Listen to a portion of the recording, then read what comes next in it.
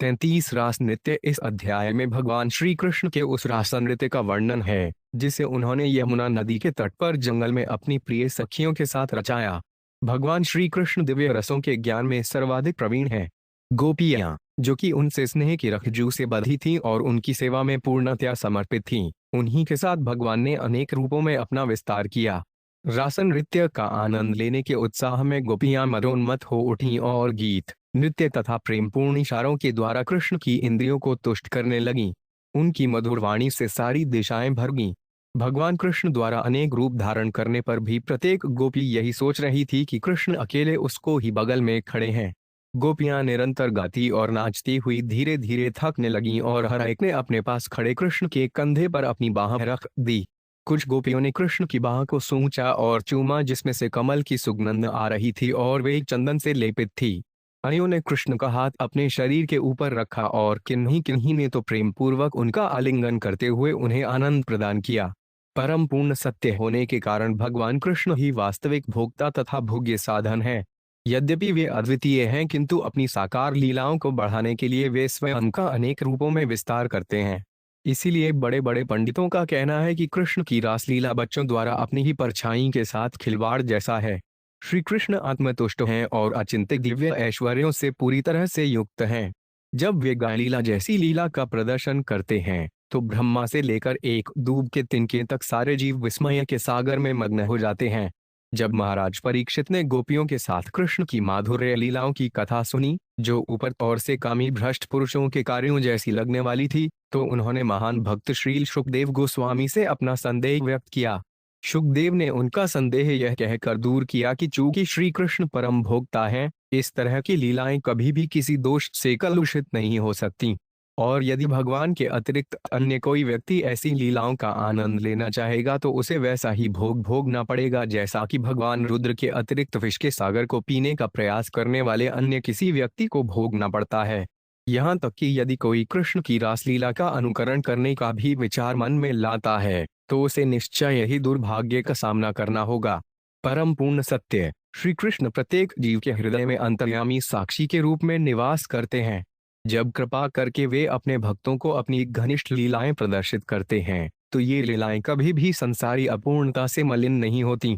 जो भी व्यक्ति कृष्ण के लिए गोपियों द्वारा अनुभूत प्रेम आकर्षण के विषय में सुनता है उसकी भौतिक इंद्रिय तृप्ति की इच्छाएं समूल नष्ट हो जाती हैं और उसमें भगवान, आध्यात्मिक गुरुवार तथा भगवत भक्तों की सेवा करने की सहज रुचि का विकास होता है। श्री शुकदवाच इत्थं भगवतो गोप्य श्रुतवा वाचः सुपेशला जहुर्विरहजन्ताप्त दड़ोपचिताशिष। 1। शुकदेव गोस्वामी ने कहा, जब गोपियों ने भगवान को अत्यंत मनोहारी इन शब्दों में कहते सुना तो वे उनके विछोह से उत्पन्न अपना दुख भूल गईं। उनके दिव्य अंगों का स्पर्श पाकर उन्हें लगा कि उनकी सारी इच्छाएं पूर्ण होगी।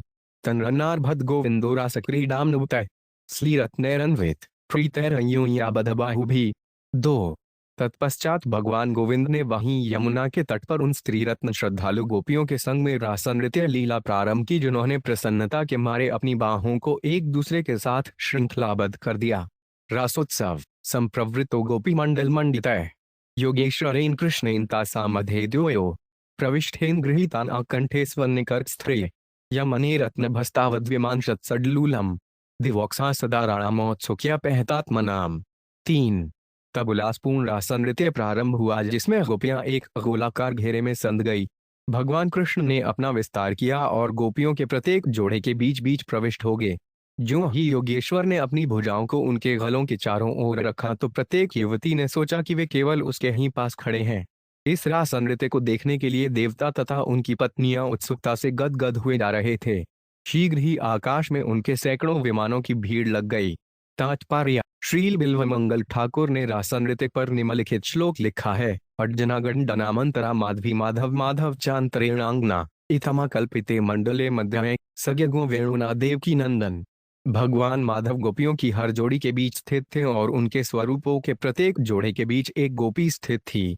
देव की पुत्र श्री कृष्ण भी अपनी वांशी बजाते तथा गीत गाते गोलाकार के बीच में प्रकट हुए।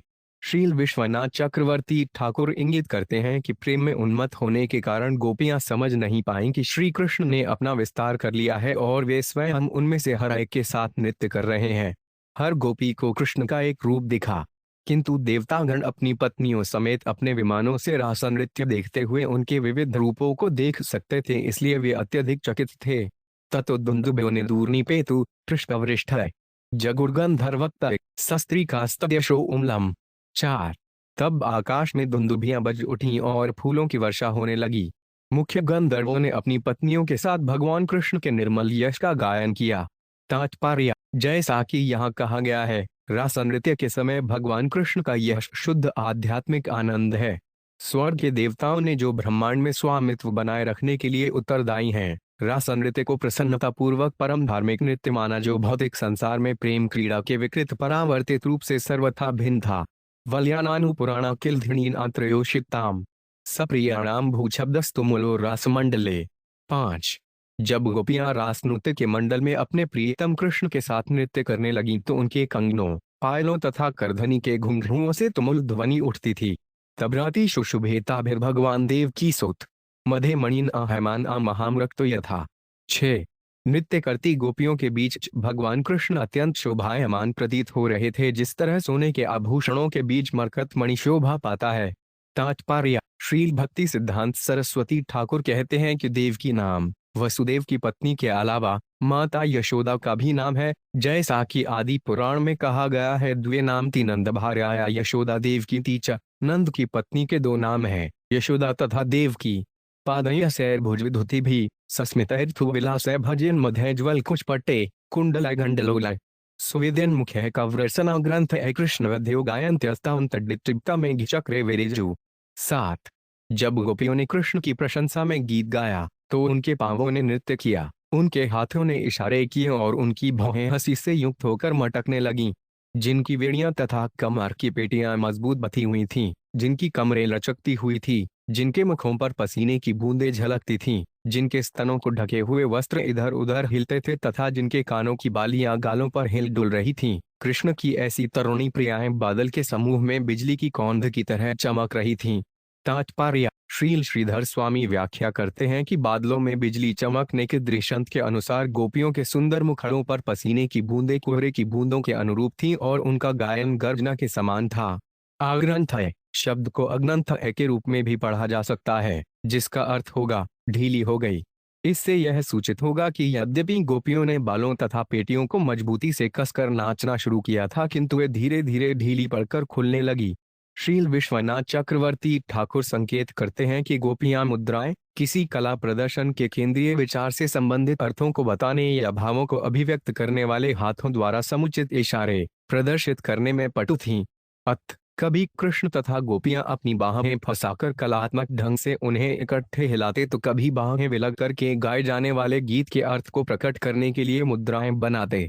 पादया से शब्द सूचित करता है कि गोपियों ने अपने नृत्य करते पांवों के पगों को कलात्मक तथा शालीनता के साथ आकर्षक ढंग से रखा। सस्पितैश्रु विलास शब्द बतलाते हैं कि उनकी बाहों की विलासपूर्ण गतियां एवं प्रेम पूर्वक हंसी देखने में अत्यंत मनोहारी लग रही थीं। उच्चैर्ज गुरुनुतीयमाना रक्त कंठ्योरति प्रिया कृष्णाभिमर्शमुदिता यद्गीतेनेद्मावृतम। 8।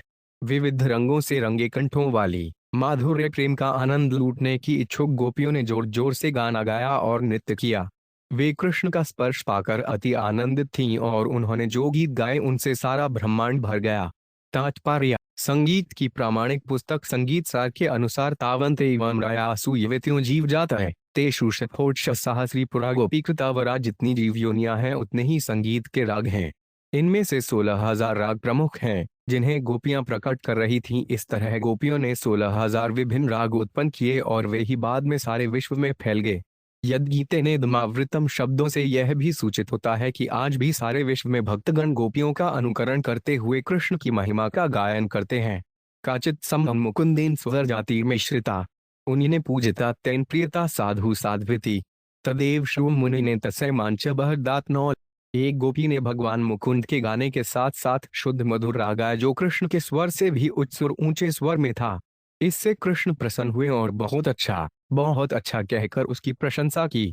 तत्पश्चात एक दूसरी गोपी ने वही राग अलापा, किंतु वह श्रुपद के विशेष छंद में था।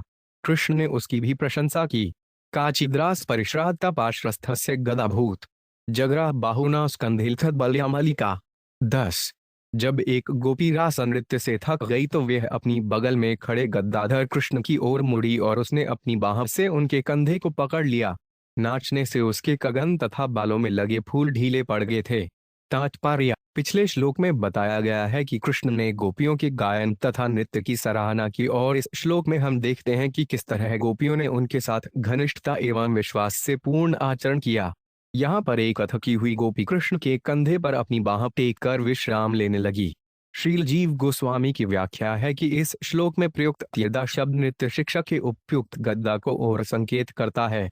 कृष्ण अपने साथ यह गद्दा रास नृत्य के आनंद को बढ़ाने के लिए ले आए थे।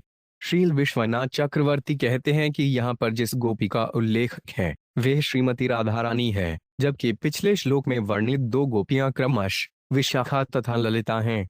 तत्र कांसक्तं बाहुं कृष्णस्य उत्पल सौरभम अंदनालिप्तमाप्रायष्ठरुमा चुचुम्भ। 11। कृष्ण ने अपनी बाह एक गोपी के कंधे पर रख दी जिसमें से प्राकृतिक नीले कमल की सुगंध के साथ उसमें लेपित चंदन की मिली हुई सुगंध आ रही थी। ज्यों ही गोपी ने उस सुगंध का आस्वादन किया त्यों ही हर्ष से उसे रोमांच हो उठा और उसने उनकी बाह को चूम लिया। कस्य श्रीनाट्य विक्षिप्त कुंडलत विष्मणितम गंडन गंडे संदथत्या प्रदातांबूल चर्वितम। 12। एक गोपी ने कृष्ण के गाल पर अपना गाल रख दिया जो उसके कुंडलों से सुशोभित था और उसके नाचते समय चमचमा रहा था। तब कृष्ण ने बड़ी ही सावधानी से उसे अपना चबाया पान दे दिया। नृत्यति गायति काचित कुजनूपुर मेखला पार्श्वस्थाच्युतहस्ताब्जवंश्रांताधात्स्तयो शिवम। 193। एक अन्य नाचती तथा गाती हुई गोपी जिसके पांवों के नूपुर सात और कमर की करथनी के घुंघरू बज रहे थे थक गई अतः उसने अपने पास ही खड़े भगवान अच्युत के सुखद कर कमल को अपने स्तनों के ऊपर रख लिया। गोप्यो लब्ध्वाच्युतां कांतां प्रिय एकांतवल्लभम गृहीत कंठ्यस्तदोर्भ्यगायन्त्यस्तम विजहिरे। 94। लक्ष्मी जी के विशिष्ट प्रिय भगवान अच्युत को अपने घनिष्ठ प्रेमी के रूप में पाकर गोपियों ने अथाह आनंद लूटा। वे उनको अपनी भुजाओं में लपेटे थे और ये उनके यश का गान कर रही थीं। कर्णोत्पलाल कविट ड्रोपोल घर्म दैश वक्त्रश्चियो बल्यनूपुर घोषवधय गोप्य संभगवतन ऋतु स्वकेश स्त्रस्त सत्रजो भ्रमर गायक्रास गोष्ठयाम। 15। कानों के पीछे लगे कमल के फूल, गालों को अलंकृत कर रही बालों की लटें तथा पसीने की बूंदें गोपियों के मुखों की शोभा बढ़ा रही थीं। उनके बाजू बंदों तथा घुंघद्रों की रुंझुन से जोर की संगीतात्मक ध्वनि उत्पन्न हो रही थी और उनके जूड़े बिखरे हुए थे।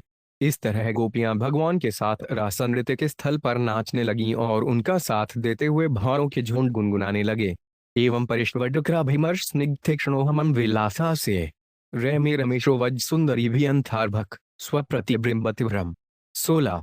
इस प्रकार आदि भगवान नारायण लक्ष्मीपति भगवान कृष्ण ने ब्रज की युवतियों का आलिंगन करके उन्हें दुलार करके तथा अपनी तिरछी चंचल हंसी से उन्हें प्रेम पूर्वक निहार करके उनके साथ में आनंद लूटा। यह वैसा ही था जैसे कि कोई बालक अपनी परछाई के साथ खेल रहा हो। तात्पर्य: श्रील भक्ति सिद्धांत सरस्वती ठाकुर ने इस श्लोक की टीका इस प्रकार की है, केवल भगवान कृष्ण ही परम पूर्ण सत्य हैं और उनकी शक्तियां असीम हैं। ये असीम शक्तियां साकार होकर भगवान कृष्ण को उनकी लीलाओं में प्रवृत्त करती हैं। जिस प्रकार उनको एक परम दिव्य शक्ति की ऐश्वर्य पूर्ण अभिव्यक्ति से भगवान की असंख्य शक्तियां प्रकट हो जाती हैं, उसी तरह रास नृत्य में कृष्ण अपने को उतने ही गुणी रूपों में प्रकट करते हैं जितनी शक्तियां गोपियों के रूप में है। हर वस्तु कृष्ण है किंतु कृष्ण को इच्छा से उनकी आध्यात्मिक शक्ति योग माया गोपियों को प्रकट करती है। जब उनकी अंतरंगा शक्ति योग माया उनके दिव्य भावों के प्रवर्धन हेतु ऐसी लीलाएं प्रकट करती है तो यह जैसा ही होता है जैसे कि कोई बालक अपनी ही परछाई से खेल रहा हो, किंतु चूंकि ये लीलाएं उनकी ही आध्यात्मिक शक्ति द्वारा रबी जाती हैं अत वे नित्य तथा स्वत प्रकट होने वाली हैं। तदट सड्डु प्रमुदा कुलेन्द्रिया के शांदुकुलन कुछ पट्टिका वा नानिजय प्रतिव्योदुम्लान ब्रज स्त्रियो विसृष्टमालाभृणा कुरुद्रय। 17। उनका शारीरिक संसर्ग पा लेने से गोपियों की इंद्रियां हर्ष से अभिभूत होगी जिसके कारण वे अपने बाल अपने वस्त्र तथा स्तनों के आवरणों को अस्त व्यस्त होने से रोक न सकीं। है कुरुवंश के वीर, उनकी मालाएं तथा उनके गहने बिखर गए। कृष्ण विक्रीडिता वीक्ष मुमुहु खेचरस्त्रिय कामार्दिता शशाडुष्ट सगणो विस्मितो 5 भवत। 18। देवताओं की पत्नियां अपने विमानों से कृष्ण की क्रीड़ाएं देखकर सम्मोहित होगी और कामवासना से विचलित हो उठी। वस्तुतः चंद्रमा तक भी अपने पार्षद तारों समेत चकित हो उठा। कृत्वा तावन्तमात्मान्याहुति गौम पयोषितः रेमेश भगवान स्थाभिरात्मा रामोई पिलीला। 19। वहां पर जितनी गोपिकाएं थीं उतने ही रूपों में विस्तार करके भगवान ने खेल खेल में उनकी संगति का आनंद लूटा, यद्यपि वे आत्माराम है। तात्पर्य: जैसा कि श्रील विश्वनाथ चक्रवर्ती संकेत करते हैं, यह तो पहले ही बतलाया जा चुका है कि भगवान कृष्ण समस्त भौतिक इच्छाओं से मुक्त हैं और आध्यात्मिक आत्मतुष्टि के पद पर मपूर्ण हैं। तासारत विहारेण श्रांतान अवदनानि सह प्रमुजत करुण प्रेमणा शंतमे नाड़ पाणिना। 20। यह देखकर कि गोपियां माधुर्य विहार करने से थक गई थीं, हे राजन परीक्षित, दयालु श्री कृष्ण ने बड़े ही प्रेम से उनके मुखों को अपने सुखद हाथों से पोंछा। गोपः स्फुरत पुरटट कुंडल कुंतलत विडु गंडश्या सुधीप्तहास्निरीक्षणेन मानदथत्य ऋषभस्य जगुहृतानि पुण्यानि तत्करुह स्पर्श प्रमोदा। 21। अपने गालों के सौंदर्य, घुंघराले बालों के तेज एवं सुनहरे कुंडलों की चमक से मधुरित हंसी युक्त चितवनों से गोपियों ने अपने नायक को सम्मान दिया किया। उनके अंगों के स्पर्श से पुलकित होकर वे उनकी शुभ दिव्य लीलाओं का गान करने लगीं। ताभिरुत्तः श्रम पुहे तुमृत्सर घृष्टरज सकुच कुड्डूमर झिताया गंधर्व पाले भिर्नुद्गरुत आविशठा श्रांतो गजीभिरी ब्राडिव भिन्न सेतु। 22। भगवान श्री कृष्ण की माला गोपियों के साथ माधुर्य विहार करते समय कुचल गई थी और उनके स्तनों के कुमकुम से सिंदूरी रंग की हो गई थी। गोपियों की थकान मिटाने के लिए कृष्ण यमुना के जल में घुस गए, जिनका पीछा तेजी से भौरें कर रहे थे, जो श्रेष्ठतम गंधर्वों की तरह गा रहे थे। कृष्ण ऐसे लग रहे थे मानो कोई राजसी हाथी अपनी संगिनियों के साथ जल में सुस्ताने के लिए प्रविष्ट हो रहा हो। निसंदेह भगवान ने सारी लोक तथा वेद की मर्यादा का उसी तरह अतिक्रमण कर दिया जिस तरह एक शक्तिशाली हाथी धान के खेतों की रौंद डालता है। सो 5 भस्सन युवति भी परिशिचमान प्रेमणेक्षित प्रहसति भीरतस्ततो 5 वैमानिक कुसुम वर्षि भीरिद्यमानो रेमे स्वयं स्वर्तिरत्र गजेल डलील। 23। है राजन, जल में कृष्ण ने अपने ऊपर चारों ओर से हंसती एवं अपनी ओर प्रेमपूर्ण निहारती गोपियों के द्वारा जल उलीचा जाते देखा। जब देवतागण अपने विमानों से उन पर फूल वर्षा करके उनकी पूजा कर रहे थे तो आत्मतुष्ट भगवान हाथियों के राजा की तरह क्रीड़ा करने का आनंद लेने लगे। तत्तष्ण कृष्णोपवने जलस्थल प्रसूनगंधा नीलजूष्ट दिक्तटे चचार भूप्रम दागणावृतो यथा मदच्युदिव्रद करेनु भी। 24। तत्पश्चात भगवान ने यमुना के किनारे स्थित एक छोटे से उपवन में भ्रमण किया। यह उपवन स्थल तथा जल में उगने वाले फूलों की सुगंध लेकर बहने वाली मंद वायु से भरपूर था। भौरों तथा सुंदर स्त्रियों के साथ भ्रमण कर रहे भगवान कृष्ण ऐसे लग रहे थे मानो कोई मदमत हाथी अपनी हथिनियों के साथ जा रहा हो। तात्पर्य: श्रील विश्वनाथ चक्रवर्ती के अनुसार यह यहाँ स्वतः समझने योग्य है कि जल विहार के बाद कृष्ण ने देह में मालिश कराई और तब अपने प्रिय वस्त्र पहनकर गोपियों के साथ उन्होंने अपनी लीलाएं फिर आरंभ कर दी। एवं शशाडांशु विराजिता निशा है सत्यकामो 5 नूरता ब्लागन शिशेवात्मय वृद्ध सौर्तैर सर्वाह शरत काव्यक्था साश्रया। 27। यद्यपि गोपियां सत्यकाम कृष्ण के प्रति ईर्ष्यापूर्वक अनुरक्त थीं किंतु भीतर से भगवान किसी संसारी काम भावना से प्रभावित नहीं थे। फिर भी उन्होंने अपनी लीलाएं संपन्न करने के लिए चांदनी से खिली हुई उन समस्त शरतकालीन रातों का लाभ उठाया जो दिव्य विषयों के काव्यमय वर्णन के लिए प्रेरणा देती हैं। तात्पर्य: रूपे का सही सही वर्णन करना कठिन है। यह वह आध्यात्मिक आनंद है जो भगवान कृष्ण के साथ प्रेमय संबंध होने पर अनुभव किया जाता है। वह आनंद भगवान तथा उनके भक्तों के साथ आध्यात्मिक लीलाओं के मध्य अनुभव किया जाता है। श्रील विश्वनाथ चक्रवर्ती बतलाते हैं कि व्यास, पराशर, जयदेव, लीलाशुक, बिल्व मंगल ठाकुर, गोवर्धनाचार्य तथा श्रील रूप गोस्वामी जैसे वैष्णव कवियों ने भगवान के माधुर्य व्यापारों का वर्णन अपने अपने काव्यों में करने का प्रयास किया है, किंतु ये वर्णन पूर्ण नहीं है क्योंकि भगवान की लीलाएं अनंत है। ऐसी लीलाओं के महिमा गान का प्रयास अब भी जारी है और सदैव चलता रहेगा। भगवान कृष्ण ने सुंदर रात्रियों वाली असाधारण शरदक्तु का उपयोग अपने प्रेम व्यापार को बढ़ाने के लिए किया और वे शरदरात्रियां अनंत काल से दिव्य कवियों को प्रेरणा प्रदान करती रही हैं। श्री परीक्षिद्वाच संस्थापनायथ धर्मस्य प्रश्मायत्रस्थ च अवतीर्णो हि भगवान अंशेन जगदीबर। 26। सकर्त धर्म से तून आवक्ता कर्ताभिरक्षिता प्रतीपमा चरदगहान पर दाराभिमर्शनम। 27। परीक्षित महाराज ने कहा, हे ब्राह्मण, ब्रह्मांड के स्वामी पूर्ण पुरुषोत्तम भगवान अपने स्वांश सहित इस धरा में अधर्म का नाश करने तथा धर्म की पुनः स्थापना करने हेतु अवतरित हुए हैं। दरअसल वे आदिवक्ता तथा नैतिक नियमों के पालनकर्ता एवं संरक्षक हैं। तो भला वे अन्य पुरुषों की स्त्रियों का स्पर्श करके उन नियमों का अतिक्रमण कैसे कर सकते थे? तात्पर्य: जब शुकदेव गोस्वामी यह बतला रहे थे तो राजा परीक्षित ने गौर से देखा कि गंगा के तट पर हो रही इस गोष्ठी में से कुछ लोगों के मन में भगवान की लीलाओं के विषय में संदेह हो रहा था। ये संदेह युक्त व्यक्ति कर्मी, ज्ञानी तथा अन्य लोग थे जो कृष्ण भक्त नहीं थे। अत राजा परीक्षित ने उनके संदेहों को दूर करने के लिए उनकी ओर से यह प्रश्न पूछा: आप्तकामो यदुक्त्या कृतवान् मैं जुगुप्सितम् किम भिप्रायण एतन्ह संशयं छिन्धि सूत्रत्। 28। हे श्रद्धावान व्रतधारी, कृपा करके हमें यह बतलाकर हमारा संशय दूर कीजिए कि पूर्णकाम यदुक्ति के मन में वे कौन सा अभिप्राय था जिससे उन्होंने इतने निंदनीय ढंग से आचरण किया।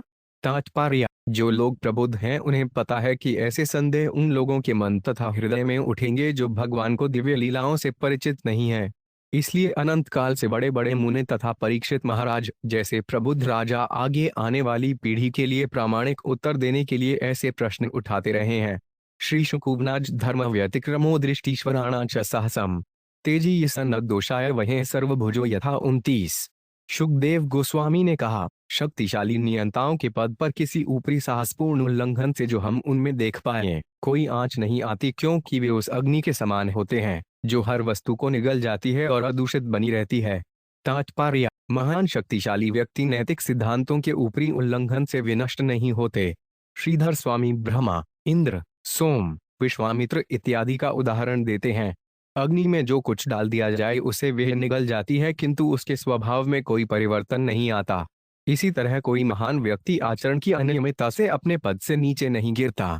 किंतु अगले श्लोक में शुकदेव गोस्वामी ने स्पष्ट किया है कि यदि हम ब्रह्मांड पर शासन करने वाले महान व्यक्तियों की नकल करें तो उसका परिणाम भयावह होगा। नेतत् समाक्षरे ज्ञातु मनसापे हनीश्वर विनशत्याचरण मौड्याद्यर्धारु दृढ़प्थिजन विषम। 30। जो महान संयमकारी नहीं है उसे शासन करने वाले महान पुरुषों के आचरण की मन से भी कभी नकल नहीं करनी चाहिए। यदि कोई सामान्य व्यक्ति मूर्खतावश ऐसे आचरण की नकल करता है तो वे उसी तरह विनष्ट हो जाएगा जिस तरह की विष के सागर को पीने का प्रयास करने वाला व्यक्ति, यदि वह रुद्र नहीं है, नष्ट हो जाएगा। तात्पर्य: शिव जी या रुद्र ने एक बार समुद्र विष का पान किया जिसका परिणाम यह हुआ कि उनके गले में एक आकर्षक नीला चिन्ह बन गया। किंतु यदि हमें ऐसे विष की एक बूंद भी पीनी पड़े तो हम तुरंत मर जाएंगे। जिस तरह हमें शिव जी को इस लीला को नकल नहीं करनी चाहिए, उसी तरह हमें गोपियों के साथ कृष्ण के कार्यकलापों की भी नकल नहीं उतारनी चाहिए। हमें यह भली भांति समझ लेना चाहिए कि यद्यपि भगवान कृष्ण निश्चित रूप से धर्म की स्थापना करने के लिए अवतरित होते हैं, उसी तरह वे यह भी दिखाने के लिए अवतरित होते हैं कि वे ईश्वर हैं, किंतु हम नहीं। वह भी प्रदर्शित करना चाहिए। भगवान अपनी अंतरंगा शक्ति के साथ भोग करते हैं और इस तरह हमें आध्यात्मिक पद की ओर आकृष्ट करते हैं। हमें चाहिए कि हम कृष्ण की नकल करने का प्रयास न करें, क्योंकि इससे हमें घोर कष्ट मिलेगा। ईश्वराना बच सत्यान तथा वाचरितां क्वचित तेषां यत्स्वचोयुक्तां बुद्धिमान् तत्समाचरेत्। 31। भगवान द्वारा शक्ति प्रदत्त दासों के वचन सदैव सत्य होते हैं और जब वे इन वचनों के अनुरूप कर्म करते हैं तो वे आदर्श होते हैं। इसलिए जो बुद्धिमान है उसको चाहिए कि इनके आदेशों को पूरा करे। तात्पर्य: संस्कृत कोशों में ईश्वर शब्द के कई अर्थ मिलते हैं: प्रभु, स्वामी, शासक अथवा समर्थ। श्रील प्रभुपाद ने प्राय ईश्वर का नियंता अर्थ दिया है, जो स्वामी, शासक के साथ साथ समर्थ व्यक्ति के भावों को समाहित करने वाला है। स्वामी अक्षम हो सकता है, किंतु नियंता तो वे स्वामी है जो वस्तुओं को घटित कराता है। परमेश्वर या परमनियंता ही समस्त कारणों के कारण भगवान कृष्ण है। यद्यपि सामान्य लोग, विशेषतया पाश्चात्य देशों के लोग, इस तथ्य से अवगत नहीं हैं, किंतु शक्तिशाली व्यक्ति हमारे ब्रह्मांड को नियंत्रित करते हैं। ब्रह्मांड की आधुनिक निर्विशेष विचारधारा ब्रह्मांड को लगभग पूर्णतया निर्जीव के रूप में चित्रित करती है, जिसमें पृथ्वी व्यर्थ में तैरती रहती है। इस तरह हमारे पास रह जाता है हमारे प्रजनन नियमों को प्रदर्शित करने और सुरक्षित रखने का निरर्थक परम लक्ष्य, जिसका अपने आप को दोबारा जन्म देने से घटनाओं की निरर्थक श्रृंखला में एक और कड़ी जोड़ने का अपना ही परम लक्ष्य होता है। अज्ञानी भौतिकवादी लोगों द्वारा बनाए गए इस निरर्थक संसार के सर्वथा विपरीत है। वास्तविक ब्रह्मांड जीवन से ओतप्रोत है और वस्तुत ईश्वर से ओतप्रोत है, जो समस्त वस्तुओं में व्याप्त है और जो सबों को धारण करता है। भगवान तथा असंख्य जीवों से, जिनमें हम भी सम्मिलित हैं, उनके निजी संबंध ही वास्तविक हैं। कुछ जीव भौतिकतावाद के मोह में फंसे हैं या भौतिक शरीर से पहचान मानते हैं, तो कुछ मुक्त हैं और अपने नित्य आध्यात्मिक स्वरूप से परिचित हैं। तीसरी श्रेणी के लोग वे हैं जो अज्ञान की भौतिकतावादी अवस्था से कृष्ण भावनामृत की प्रबुद्ध अवस्था की ओर अग्रसर हो रहे होते हैं। अंततोगत व वास्तविकता साकार तथा दैवी होती है। इसमें कोई आश्चर्य नहीं कि जैसा हमें वैदिक साहित्य से पता चलता है, हमारा ब्रह्मांड तथा अन्य सारे ब्रह्मांड महान पुरुषों द्वारा उसी तरह नियंत्रित होते हैं जिस तरह हमारे शहर, राज्य तथा हमारे देश शक्ति प्रदत्त व्यक्तियों द्वारा संचालित होते हैं। जब हम प्रजातांत्रिक रूप से किसी राजनीतिक व्यक्ति को शासन करने का अधिकार सौंप देते हैं, तो हम उसे अपना वोट देते हैं क्योंकि उसमें नायकत्व या क्षमता पाई जाती है। हम सोचते हैं कि वह यह कार्य करवा लेगा। दूसरे शब्दों में, जब कोई व्यक्ति शासन करने की शक्ति अर्जित कर लेता है तभी हम उसे अपना वोट देते हैं। हमारे वोट से वह नेता नहीं बनता, किंतु इस तरह हम उसमें किसी अन्य स्रोत से शक्ति आते देखने पर उसे नेता मानते हैं। इस प्रकार जैसा कि भगवद गीता के 10वें अध्याय के अंत में भगवान कृष्ण बतलाते हैं कि यदि किसी व्यक्ति में असामान्य शक्ति, क्षमता या सत्ता प्रकट हो तो वे अवश्य ही साक्षात भगवान द्वारा या भगवान की शक्ति द्वारा शक्ति प्रदत्त हुआ होगा। जो लोग सीधे भगवान से शक्ति प्राप्त किए रहते हैं वे उनके भक्त होते हैं। इस तरह सारे विश्व में उनकी शक्ति तथा प्रभाव से अच्छाई फैल जाती है। किंतु जिन्हें कृष्ण की माया द्वारा शक्ति प्राप्त होती है वे कृष्ण से अप्रत्यक्ष संबंध रखते हैं क्योंकि उनमें भगवान की इच्छा सीधे प्रतिबिंबित नहीं होती। हाँ, वे अप्रत्यक्ष रूप से उनकी इच्छा प्रतिबिंबित करते हैं क्योंकि कृष्ण की व्यवस्था अनुसार प्रकृति के नियम अज्ञानी जीवों पर प्रभाव डालकर उन्हें धीरे धीरे अनेकानेक जन्मों के बाद भगवान की शरण ग्रहण करने के लिए बहलाते हैं। इस तरह राजनीतिक लोग अपने अनुयायी भौतिकतावादी व्यक्तियों को झूठी आशाएं दिलाते हैं, युद्ध कराते हैं और असंख्य जोशीली योजनाएं बनाते हैं। ये राजनीतिक लोग बद्ध जीवों को ईश्वर विमुखता का तिक्त फल चखाकर अप्रत्यक्ष रूप से भगवान के कार्यक्रम को पूरा करते हैं। श्रील भक्ति सिद्धांत सरस्वती ठाकुर ने ईश्वर नाम शब्द का ज्ञान तथा तपस्या के बल पर शक्तिशाली बने हुए किया है। ज्यों ज्यों मनुष्य ईश्वर के स्वभाव तथा उनकी इच्छा को समझने लगता है और आध्यात्मिक जीवन में श्रेष्ठता प्राप्त करने के लिए निजी त्याग करता है, त्यों त्यों भगवान उसे शक्ति प्रदान करते हैं जिससे वे उनकी इच्छा का प्रतिनिधित्व कर सके जिसे उसने बुद्धिमानी से समझा है और स्वीकार किया है। भगवान इस धरती पर धार्मिक आचरण का जीता जागता दृष्टांत प्रस्तुत करने हेतु अवतरित होते हैं। जैसा कि भगवान ने भगवद गीता 3.24 में कहा है, यदि मैं आदर्श कर्तव्य का पालन न करूं तो सारा संसार पथ भ्रष्ट होकर विनष्ट हो जाए। इस तरह भगवान ने अपने विविध अवतारों द्वारा यह दिखलाया कि इस जगत में किस तरह उचित कर्म करना चाहिए। इसका उत्तम उदाहरण भगवान रामचंद्र हैं जिन्होंने राजा दशरथ के पुत्र रूप में अद्भुत आचरण किया। किंतु जब साक्षात भगवान कृष्ण अवतरित होते हैं तो ते चरम धर्म का भी प्रदर्शन करते हैं, यह कि भगवान अन्य समस्त जीवों से परे हैं और उनके परम पद की नकल कोई नहीं कर सकता। समस्त धर्मों में अग्रगण्य इसी सिद्धांत का कि भगवान अद्वितीय हैं, न तो कोई उनके समान है न उनसे बढ़कर है, स्पष्ट रूप से प्रदर्शन गोपियों के साथ अश्लील सी दिखने वाली कृष्ण की लीलाओं में हुआ। जैसा कि शुकदेव गोस्वामी ने बतलाया है, कोई भी व्यक्ति इन लीलाओं को नकल दुष्परिणामों को भुगते बिना नहीं कर सकता। जो यह सोचता है कि भगवान कृष्ण सामान्य कामी पुरुष है या जो व्यक्ति उनके रासा नृत्य को प्रशंसनीय मानकर उसकी नकल करना चाहता है, वह निश्चित रूप से विनष्ट हो जाएगा, जैसा कि इस अध्याय के श्लोक 30 में बतलाया जा चुका है। अंत में भगवान तथा उनके शक्ति प्रदत्त दासों में अंतर करना होगा। भगवान का शक्ति प्रदत्त दास जैसा कि ब्रह्मा अपने पूर्व कर्मों का बचा हुआ फल कर्म के नियमानुसार पाता है, किंतु भगवान कर्म के नियमों के चंगुल से सर्वथा मुक्त हैं। वे अद्वितीय पद पर हैं।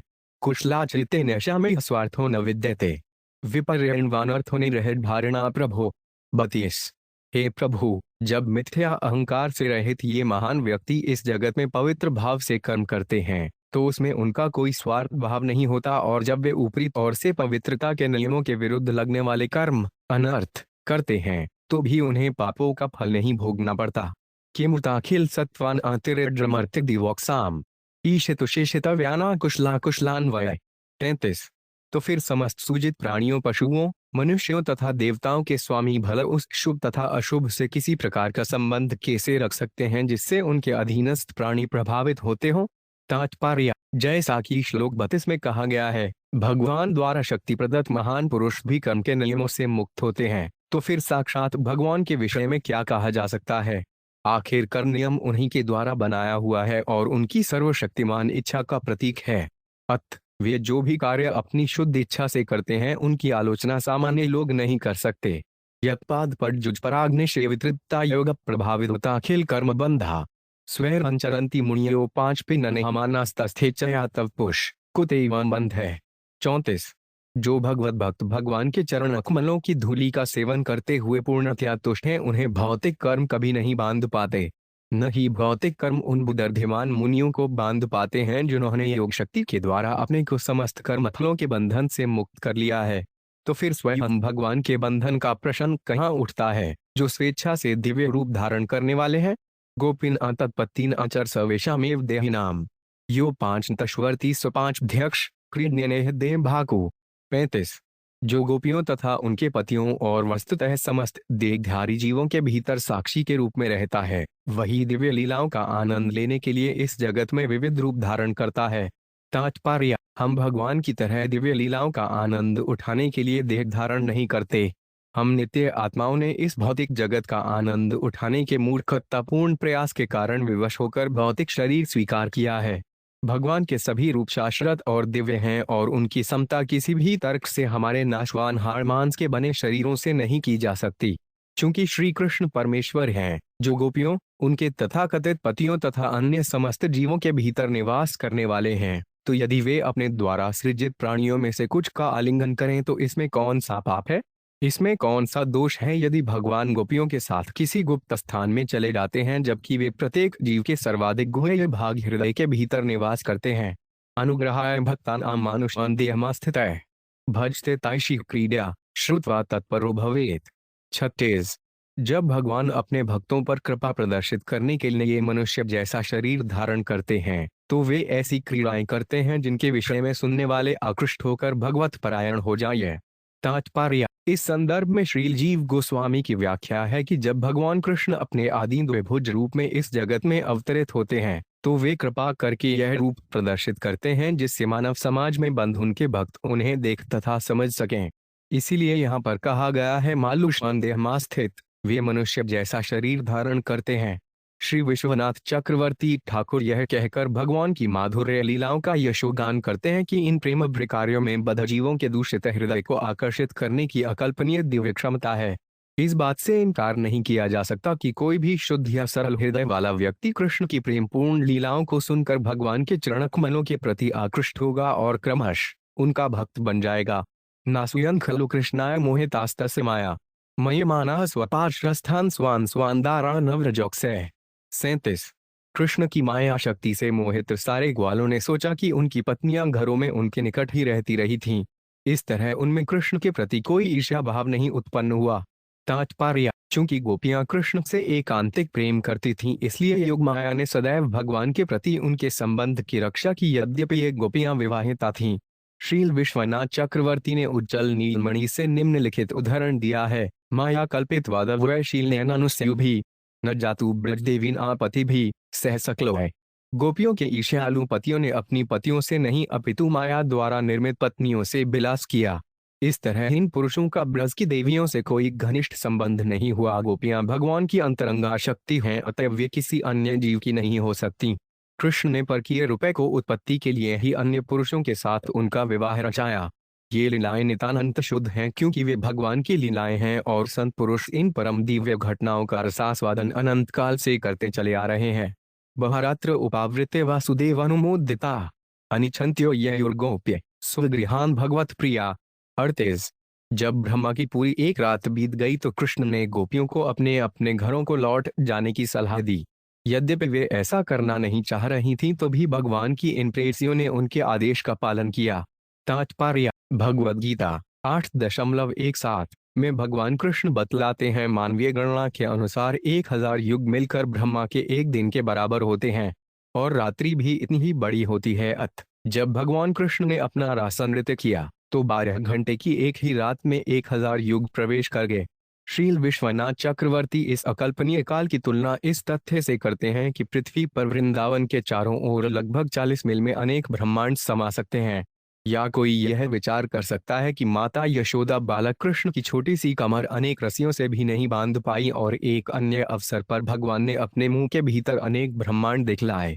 संसारी भौतिकी से परे आध्यात्मिक सत्यता की व्याख्या श्रील रूप गोस्वामी कृत लघु भागवतामृत में संक्षिप्त में पाई जाती है। एवं प्रभु प्रियाणा चढ़ासनश्व समयस्य च अविचिन्ना तयप्र अविचिन्त्य प्रभावत्वादत्र के इन दुर्घटम। भगवान, उनके प्रिय भक्तों, उनके दिव्य धाम या उनकी लीलाओं के समय के लिए कुछ भी असंभव नहीं है, क्योंकि ये सारी बातें अचिंत्य रूप से शक्तिशाली हैं।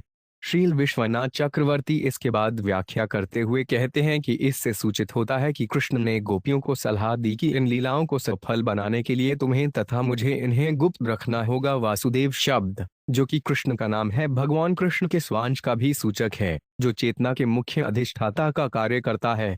इस तरह जब वासुदेव शब्द इस संदर्भ में समझ लिया जाता है तो गुरुदेव अनुमोदिता शब्द सूचित करता है कि चेतना के मुख्य अधिष्ठाता वासुदेव ने गोपियों के हृदयों में उनके गुरुजनों की चिंता तथा भय का बोध करा दिया था, जिससे वे युवतियां बहुत हिचकिचाहट के साथ घर वापस जा सकों।